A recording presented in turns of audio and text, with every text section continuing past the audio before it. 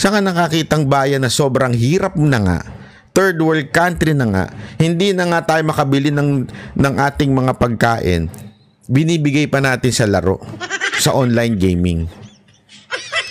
Ito pa matindi. Gusto nyo pa na mas matindi?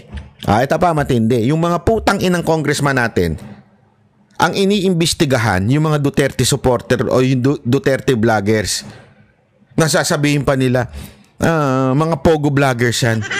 Mga gago kayo, mga putang ina ninyo.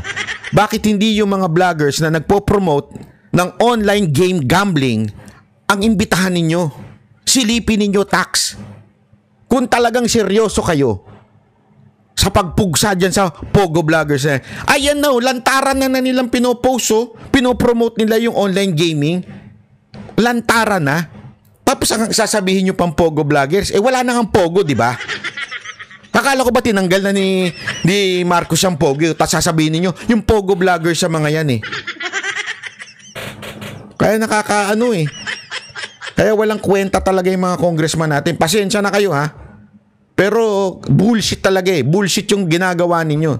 Pantakin mo. Ang ipitin nyo mga Duterte supporter. Pero yung mga online promoter, mga influencer, promoter ng online gaming, hindi nyo silipin kung magkano mga tax nila. Hindi nyo masilip. Alam ko kung bakit. Di umano. Nadinig ko lang.